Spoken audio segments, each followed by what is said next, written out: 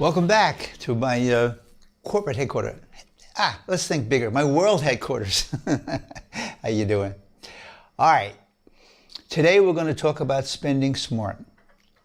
Look, I know you may think you're doing a good job on that, but if you're like most people, by the time we're done today, I think you'll see there's a lot of additional things you can do. Some you know you're not doing, I know, but some that no one ever told you about that can make a really huge difference going forward. Now I'm telling you again, that the old saying, it's not how much money you make, but what you do with it counts, is tremendously true. And if you take a good look around you, at those who are in really good shape financially, most of them by far got there by spending smart, not because they made a lot of money. The same thing goes for those that achieve financial freedom, which I keep telling you is the goal I want you to shoot for, that you should shoot for, to be free financially for the majority of your life, not waiting till you're 65 or whatever to live the life you wish. And remember, I have nothing to gain by telling you these things, and 76 years of experience involving hundreds and hundreds of people that taught me the truth on this stuff. In subject number 1, how to ask for and get a better price or deal on almost anything, I already gave you some valuable stuff that'll help you to spend smart. In subject number 6, how to spend your car smart, there's a lot more there yet, a lot more money you can save. But I don't want you to stop there. There's a lot more on the table waiting for you. And at no time in your formal education were you told about these things. And the world of business is sure not going to tell you. It's not in their best interests. But these things, these actions to take are there. And that's what we're going to talk about today. Now listen, I want to make a point here too. I don't have a vested interest, and also that keep in mind, I'm not asking you to do without.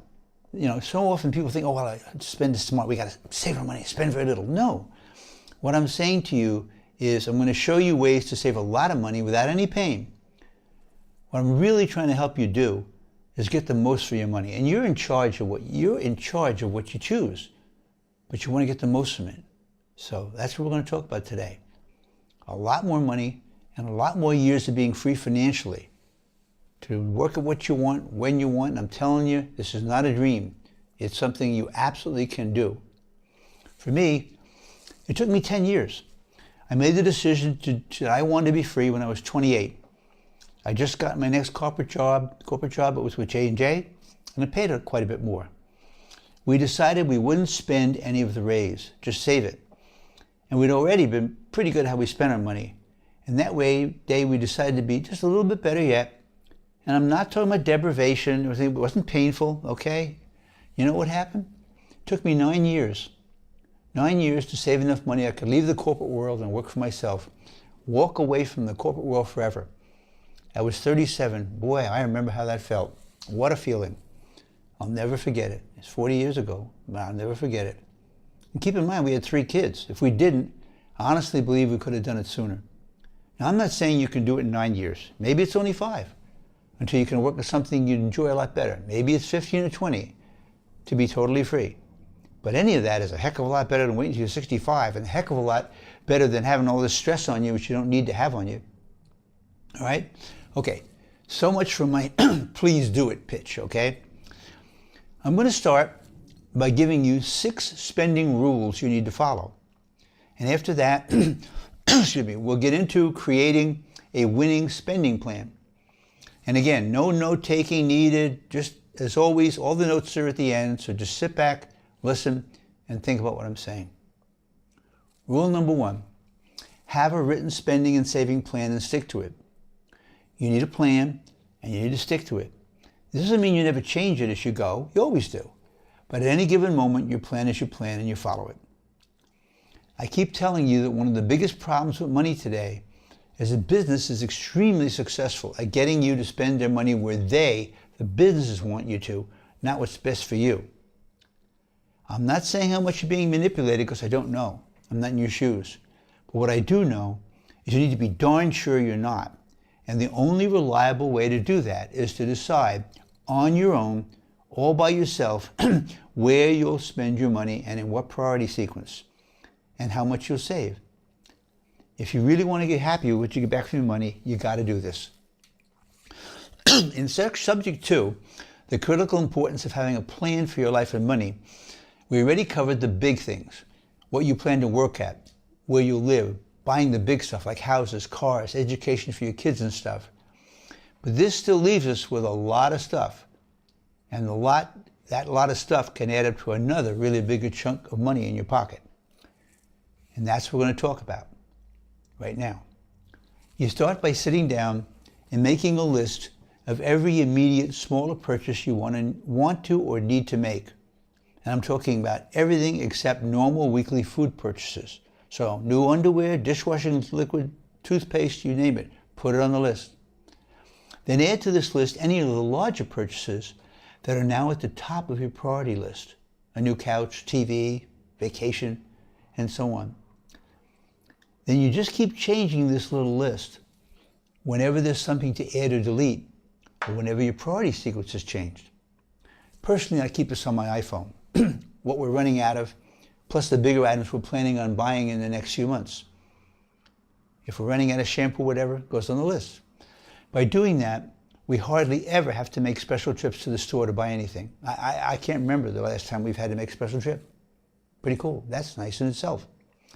Next, when you're out shopping and you see something you want to buy other than normal food or household supplies, and it's not at the top of your list, don't buy it. Even if it's something inexpensive. No impulse purchasing, even if it doesn't cost that much.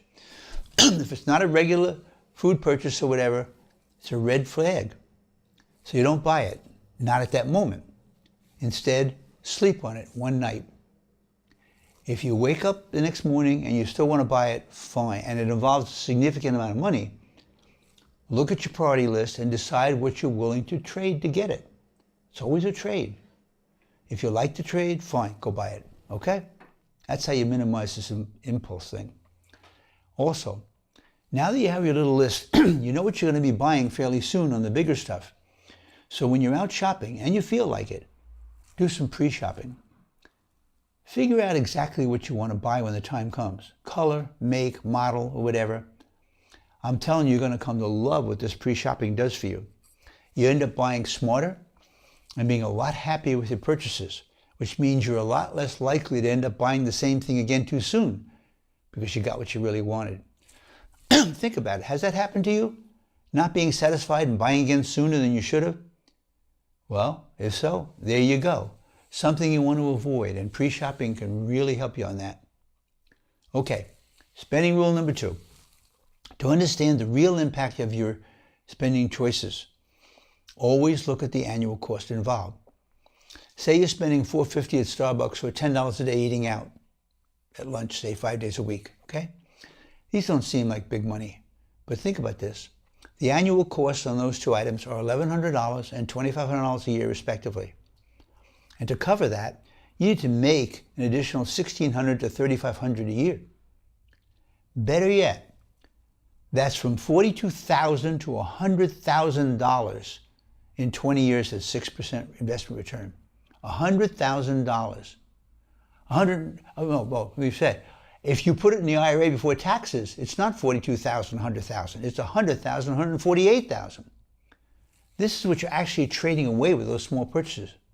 Now look, I'm not telling you not to have your cappuccino. Your priorities are yours, okay? All I'm saying is clearly know your trades. Every time you spend, you are trading for something else. The example this gave you is pretty interesting, huh? $100,000? Okay, so know the real cost of your trades and what you're trading it for. And always think about how these things affect financial freedom. How much sooner you can stop working or start to spend time at something you like or enjoy more, okay? It doesn't mean you shouldn't, look, it doesn't mean you shouldn't spend that money. It's your life, it's your choices. You just need to understand the size of the trade by looking at the long-term costs, not just today, this week, not even this year. We just talked about $10 a day turning into $100,000 in 20 years. How about this? How about $500 a month saving? I'll bet you can do that without compromising anything, really. That's $228,000, just under $250,000 in 20 years. Hey, and if you don't want to wait, it's $80,000 in 10 years. Maybe now you can work what you really want to work at, huh? Now look, these numbers aren't lying. These are real numbers, okay? Now look, I'm sorry to get pounding away in this, but I really believe you can do these things, and it would please me no end to see you do it. It really would. And when you do, let me know. Let everybody know. Go on Facebook, Twitter, or Pinterest and accounts and tell me, and especially tell others what you accomplished. You'd be surprised at how such good examples can help motivate others to follow your example, okay? So please do that. Spending rule number 3. Buy from the right places. And among the right places, Costco and the internet and so on. A great place to buy, of course, is the internet. Before you buy something, comparison shop the internet. I get a kick out of what my 23-year-old daughter told me the other day. She said, Daddy, you don't buy at the malls most of the time, you shop them. Find out exactly what you want, what style and color and such, then go buy it online for a lot less. Smart girl, huh? Shop the mall, buy the internet. So check it out, because she's right. And about Costco, I happen to love Costco. I love it. They do the buying homework for you. The quality is always extremely good. And the price blows away whatever you're going to get elsewhere. Check it out. See how badly, and I mean badly, they blow even Walmart. Now, I've heard this a lot. You might think people say, well, that's buying a lot of stuff. Oh, really? That's not so. I was single for a lot of years, and I always shopped at Costco without any problem. And can you really say too many tires, too many TVs, too many jeans, and so on? We're talking about an awful lot more than food here. So if you're not already a member, do yourself a favor, a big favor. Check it out. Compare the prices. Once you do, you're going to see what I'm talking about. And by the way, they even have an awesome return policy. I mean, everything about what they do is great. Go out of your way to buy your food there and a lot of your other stuff there. Get your gas there. It's not uncommon to save a couple of $100s a year on gas alone. Get your credit card. 4% cash on gas, 3% on travel, 2% on what you buy at Costco, and so on. And we're talking cash, not some points, and the points aren't worth what you think they are. For the average family buying at Costco, I don't know, maybe another $1,000 to $1,500 a year saved. That's a heck of a lot of money. $1,500 a year at 6% interest, that's another 20 grand in 10 years, 50,000 in 20. Like I keep telling you, there's an old saying, how do you make $1 million? $1 at a time.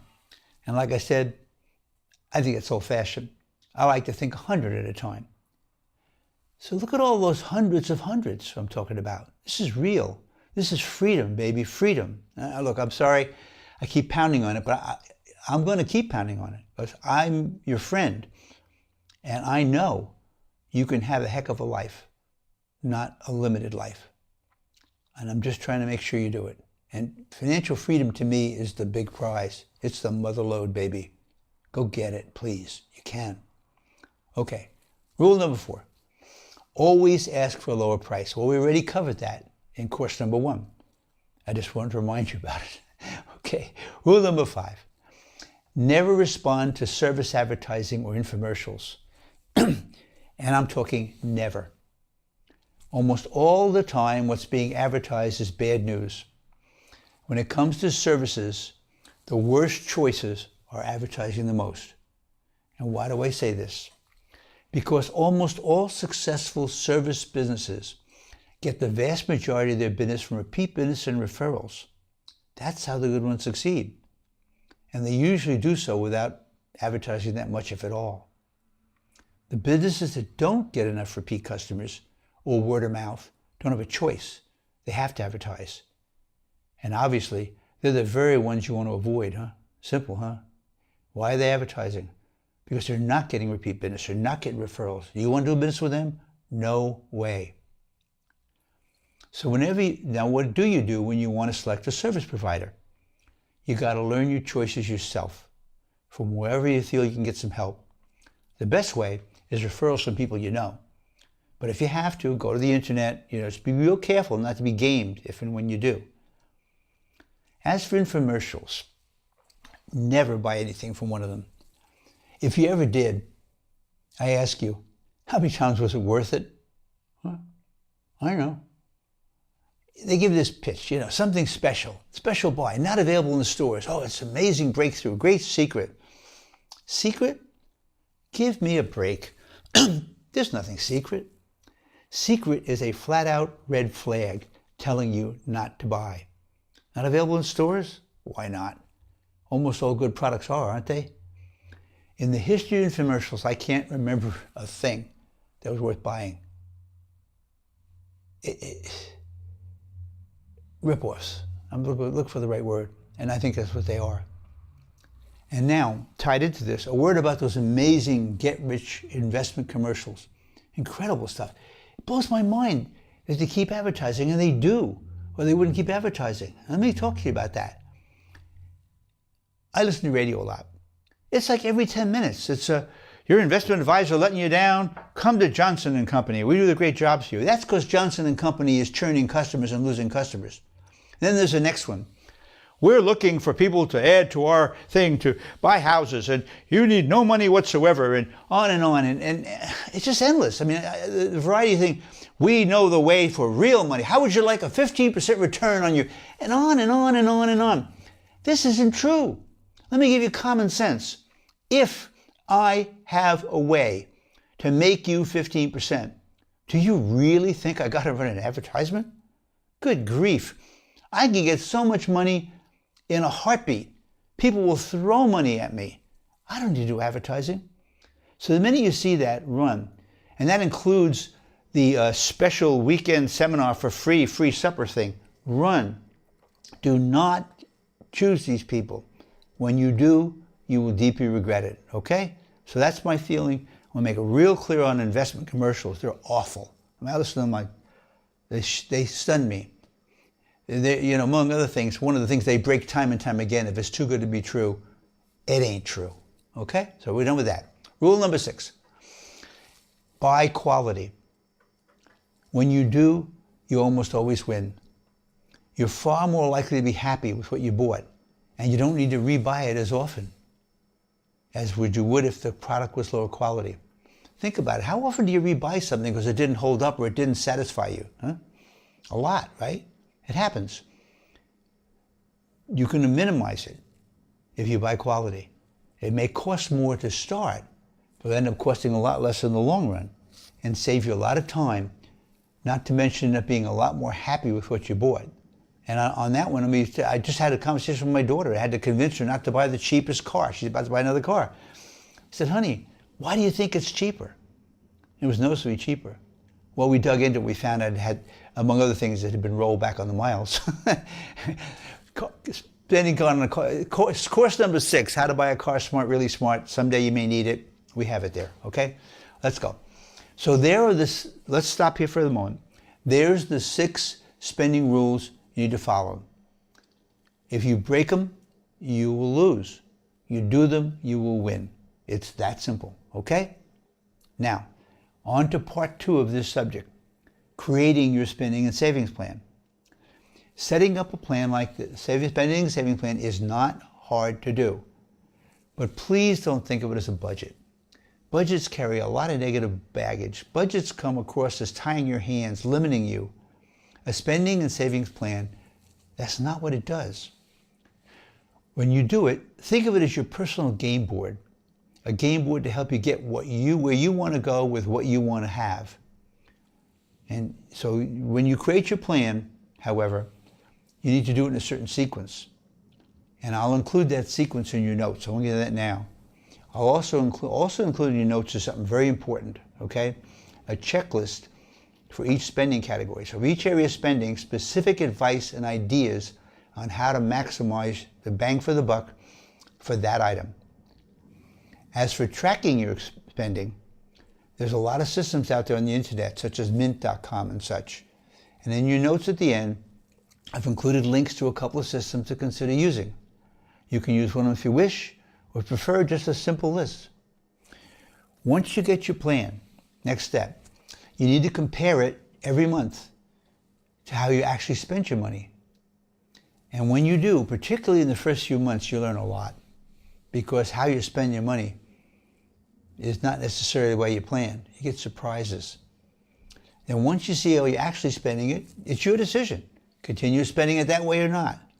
See, what we're doing is putting you completely in charge and completely aware of the choices you're making. And it's simple stuff. It's not hard. A few minutes a month. But as you do these things, as you set up your plan, be realistic. Being unrealistic doesn't work, and it'll discourage you from continuing with this critical process. Now look, you may find you need to make some pretty big changes once you get started, and they're not easy, but never doubt you can. Just decide it's worth it, because it is, and do it. Next, at times, you'll find it'll take several small changes to free up, say, $100 a month. That's fine. $100 a month is $1,200 a year, and a 6% return is $100 grand in 30 years. $100 grand. $200 a month is $200 grand in 30 years. There ain't nothing wrong with that. And you believe me, it's pretty amazing. The money's there. We tend to just look at the immediate moment a little too much. And again, you're in charge. You're a trade. I'm not telling you what to do. I'm telling you to understand the game board. Understand what's happening and what you really want, and pick it and do it, okay? And once again, you're seeing how these little savings create big impact. So every time you save a couple $100 a month, $100, $200 a month, smile, take a moment and smile, baby, because you're on your way. And as far as being on your way, I'll also send you a link to some sites where you can list your assets and liabilities and calculate your net worth. Assets are the value of what you own. Liabilities, the amount of money you owe. The difference, or net worth, is how much money you really have. Think of it as your scoreboard, and at least a couple of times a year, take a couple of minutes, update it. See how your net worth is growing. Okay, next. Here's some key steps you need to do when you create your plan, and also as you're actually doing your plan. Step number 1. There's a sequence for you now, and I think it's a good one. Step 1, you absolutely have to have an emergency fund. This is so important that even if you have a lot of debt, don't pay down a penny of it until you have some emergency money set aside. You talk about stress, no way you don't want to have that $1,000, okay? Here's a story for you. I have a manager in one of my businesses. He's a great guy, but he's got to learn a lot about money management. And the problems and the stress, they kept hitting him. Finally, he asked me to help him. So I said, okay, give me some cash every payday, and also when you get your bonuses. I told him he had to come up with $1,000 to start. Got to have $1,000, and he did it. And you know what? Over the next 12 months, he badly needed that money 3 times. 3 times. Almost wiped out his fund, but then fortunately he replenished it. It was car repairs and things. Stuff happens, okay? Now think of the stress involved if he didn't have that money. And if you think saving $1,000 doesn't sound like much, think about this. 7 people in 10, 70% of the adults in this country don't have $1,000 in the bank. They don't. So if you're in that group, step 1, get out. Eliminate that first level of stress. A minimum of $1,000 you don't touch. If you use it, build it right back up, which is fortunately what my guy did, okay? And don't touch that money unless you get hit with something, and trust me, you will. Car repairs, medical bills, he had to go visit his mother who was having a medical problem. You don't know what's going to happen. And you don't want to be in a situation where there's any stress, you don't have that pocket money available. Now, if you're already in debt, this is even more important. Otherwise, you just keep adding to your debt for every single thing comes up you didn't plan for. Okay, so step 1, always have an emergency fund, at least $1,000. Step 2, no added debt. Don't go increasing your debt. Don't increase your credit card balances, your home equity lines, no home equity lines. Avoid these things like the plague, unless you've been hit with something really disastrous, something we have just no other choice. Okay? Step 3, 50% to an emergency fund, 50% to debt reduction, until you have 3 months' expenses in your emergency fund. If you have any debt other than a mortgage or car loan, use half your money, free money, to debt reduction, the other half your emergency fund to have 3 months worth of expenses, okay? Step 4. If your employer matches what you save in your 401k, match them. Step 5. Eliminate all remaining debt except your home and your car. Step 6. Pay off your car and start saving $250 a month in your car fund. Pay off that's an expensive car. Pay off any car loans you might have, then keep driving the car you have and continue to save, say, $250 a month toward the purchase of your next car. When you're ready to buy your next car and you still need a loan, if you still need a loan, make it as short as possible, say 3 years max, and then no more car loans. Step 7. Now, let me stop for a second. Don't worry about taking notes here, okay? Remember, I told you that all these notes are at the end, so if I feel like I'm going boom, boom, boom, it's okay. Just think about what I'm telling you. Sit back, absorb it. All these lists, all these notes are available for you, okay? Step 7. Save for your large purchases is the next step. Set aside some money from each paycheck. No more buying on credit. Stop paying interest, which can really eat away at you. And stop setting yourself up for unnecessary stress if things don't go like you expect. Buy when you have the money. As for saving for an education for your kids or whatever, that's a whole nother matter. In subject number 5, where, when, and how to invest, I'll be getting into the education thing big time. But for now, just a heads up that you may not need to spend nearly as much on education as if convinced you quote unquote need to do. So be sure to check out subject 5 before you're done on that, okay? Step 8, save for financial freedom. My favorite, I know. Well, I didn't get to it right away, did I? At least I waited until step 8. Now you've done those other things, now start building for your financial freedom. And do it by having the money taken directly out of your paycheck via direct deposit. Save first, then live on the rest till the next paycheck.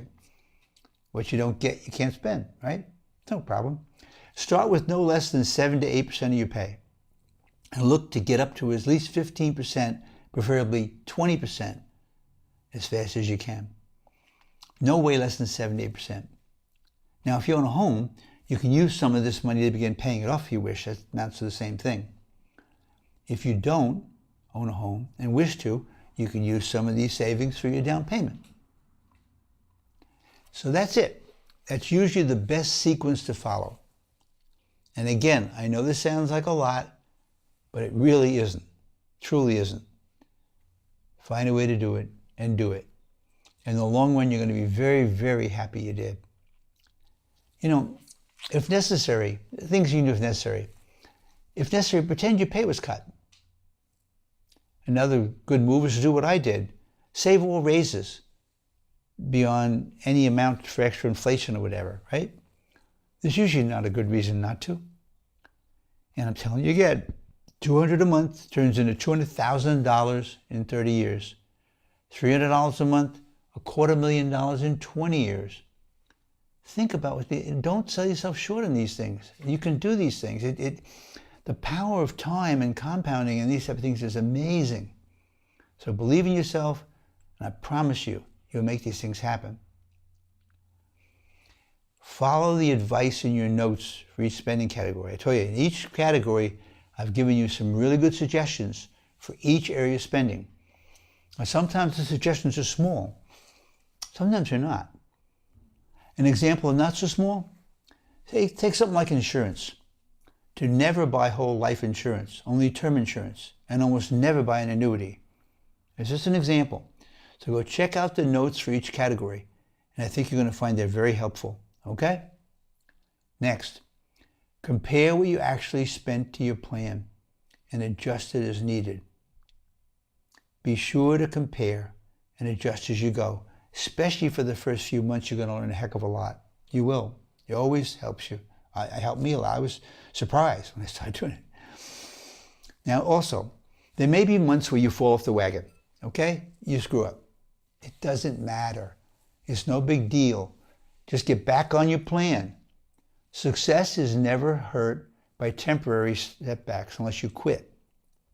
No way you want to quit. And anytime you find yourself wavering, think financial freedom, please. Think about that. Dream about it. What would you do if you were free? How would you spend your days? How would it feel? What a great life it would be. Please, it's there. I've seen millions of people do it. Go get it. Do the stuff in these courses, and you can do it. Don't sell yourself short. It's there waiting for you, okay? Now, another final thought on spending, kind of. Most spending is optional. Even the big stuff is more optional than meets the eye. Here's some examples for you. Your rent or your house payment eating away at you? You can always move to a smaller, cheaper place. Now, I know you don't want to, but you can if you have to. It may not be that big a deal. You can even go further and live in a shared living arrangement. Tens of millions of people do that. As for house size, the average house size in 1973 was about 1,600 square feet. Now it's 2,600 square feet. 1,000 feet bigger? Do we really need all that space, extra space? Me personally, my wife, my daughter and I, we live in here it is, 1,250 square foot apartment. And it's plenty spacious for 3 people. 2 bedrooms, 2 baths, it's great. Here's some other ideas. Sell your car and buy a cheaper one. Or if you have 2 cars, maybe sell one and use occasional rentals like Uber or public transportation.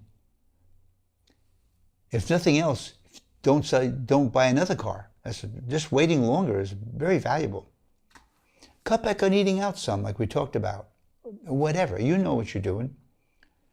In subject number 2, the critical importance of having a plan for your life and your money. I talked about higher education, what a waste it can be. Think about what I said there. Look at your notes from that session.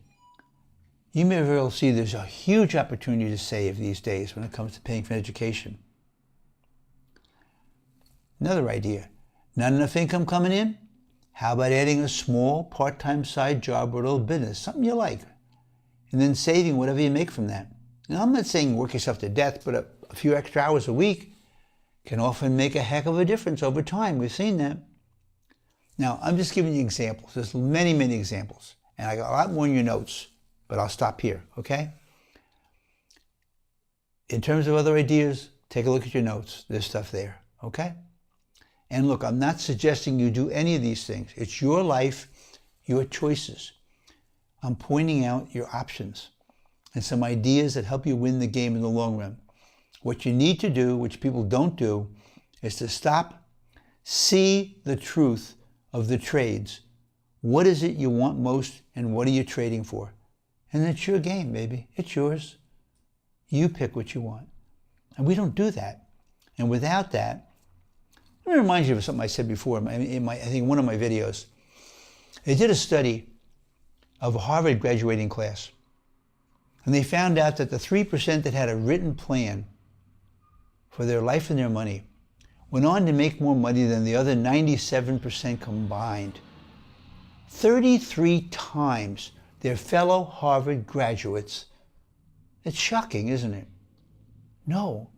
It shows you the difference between letting business and marketing and impulse control how all the hard-earned money you're working for versus you controlling it and knowing where you want to go with it, knowing what you want to do. So that plan is critical. This plan, this spending plan is critical. Okay? All right, time to stop. We've pretty much covered the subject. So let's summarize what we covered today. And again, there's lots of details in your notes. 6 rules for spending smart. Rule number 1, have a written spending and saving plan and stick to it or adjust it, when you conscious adjustments. Rule number 2, always be aware of the annual cost. Huge, often influence decisions big time on that. Number 3, buy from the right places, Costco and the internet and so on. Rule number 4, always ask for a lower price. We covered it in our video number 1, always. Number 5, never respond to service advertising infomercials. Disastrous. Rule 6, Buy quality. You'll win when you do. Those are the rules. Now, summarizing creating your spending and saving plan. A good sequence to follow. Step 1, create an emergency fund of no less than $1,000. Step 2, don't add to your debt. Step 3, 50% goes to the emergency fund, 50% to debt reduction until you have 3 months' expenses in your emergency fund. Step 4, if your employer matches what you save in your 401k, match them. Step 5, eliminate all remaining debt except your home and your car. Step 6, pay off your car and start saving $250 a month in a car fund. Step 7, save for your larger purchases. And finally, step 8, save for your financial freedom. Follow the advice in your notes for each spending category and compare what you actually spent to your plan and adjust in whatever manner makes sense for you, okay? So that's it for today. And I'm telling you, you'd be surprised how much favorable impact you'll get out of this. It's deceptive. I've seen it and seen it and seen it, okay? So that's it for today. And as always, I remind you of 2 things. The first thing is you really need to take the first 5 courses. Well, 6 and 7 depend on your circumstances, but the first 5, every one of them is a critical building block, okay? And the second thing is, if you feel I'm helping you, that you're getting a lot from these courses, please tell everyone about them. They need to know. So please help them if you feel I'm helping you, okay? So that's it for today. See you next time.